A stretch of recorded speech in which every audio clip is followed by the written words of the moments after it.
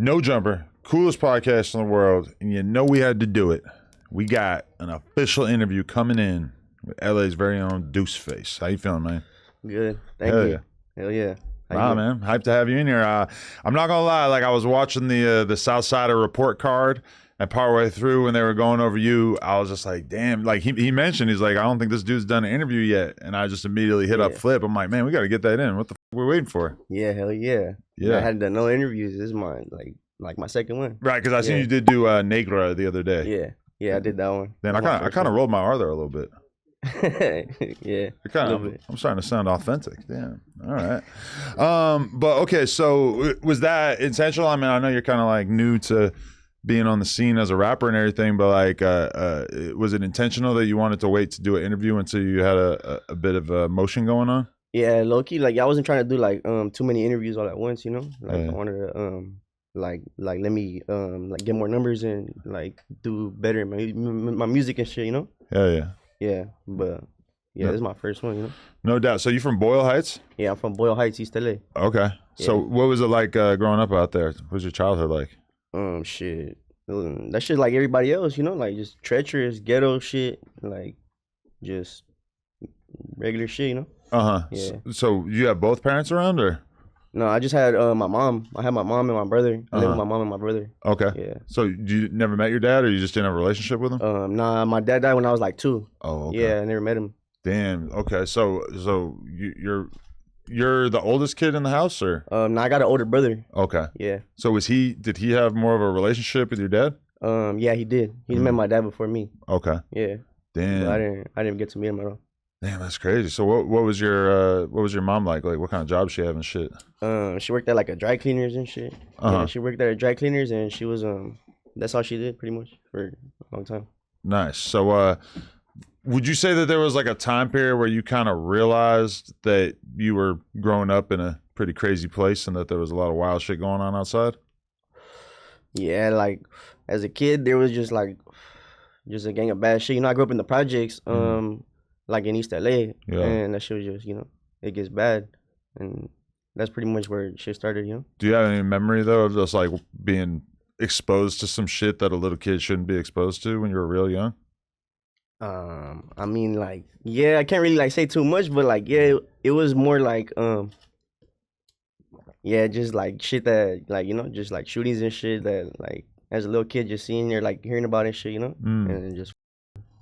Do you remember how your mom used to talk to you about that kind of thing in terms of like explaining to you the fact that dangerous shit was happening outside? Nah, she didn't really tell me. Like, I didn't really have no conversations like that. Really with my mom. It's just kind of how it is. It's just like kind of accepted that wild shit happens from time to time. Yeah. Yeah, pretty much. Definitely. Okay. So would you say that your parents were like real focused on you? Were they strict? Like, did you have like your parents? Did they really care about you getting a good upbringing and a good education and everything like that? Yeah, hell yeah. My mom used to she used to like really like get up on me and like not want me to like gangbang and like she would like tell me all type of stuff, you know? She would get up on me pretty much. Like she wouldn't want me like she would like tell me like I didn't raise you like that. But I still went down the wrong path. For sure. Would you say that you were like attracted to the streets from day one, or was there like a time period where you were a good kid doing good in school and everything, or are you just kind of always drawn to being outside getting into some shit? Yeah, since I was young, I used to just be in the streets. I wouldn't really be at home and stuff, you know. I'll be with the homies. Like ever since I was a kid, I've been like outside, you know. Yeah. At what age would you say you jumped off the porch? Like 10. Like, yeah, 10, 11. And you were just outside hanging out like every day? Like, what kind of shit were you getting into at that time? Shit, just posted with the homies. That's when I had met the homies and shit. But I used to live in like Highland Park with my grandma. And I used to just be outside with my cousins, you know, since a young age. Like, probably like 7 years old, I was already outside. But like, you know, I didn't really meet the homies until I was like 11, 12. Started really jumping off the porch, you know. Would you say that they were trying to kind of, just you being so young, being, you know, 10, 11, 12, would you say that they were like trying to keep you away from certain shit, or did they fully just like kind of expose you to everything right away? What do you mean, like the homies or my people? Like, yeah, your homies, like the friends or the older guys that you're hanging out around. Like, were they kind of cautious about you knowing about everything, or were they just like, F it, he's outside now, everything's up for grabs? Yeah, basically they were just like, oh, you don't care, like, yeah, like we can't tell you nothing, type of shit, you know. They just wanted me to kick it. Definitely. So what kind of music were you into at that time, or like what was the sound of your childhood? Like growing up, I used to listen to like Tupac. I would listen to Tupac and like Eminem. I listen to Eminem a lot, and like who else? Like all the old school rappers, Biggie. And then I started listening to like Draco and shit. Like when he started coming out, YG. Mostly like just like the game music. Hell yeah. Did it ever stand out to you that you mostly listened to black artists? Or like was there a time period where you got more interested in Hispanic artists, Mexican artists? Yeah, like once I started kicking it with the homies, I started like they put me onto like Conejo. I started listening to Conejo. That's pretty much like the only Hispanic artist I listen to like that. Really? So like the more street rap type stuff doesn't really appeal to you that much?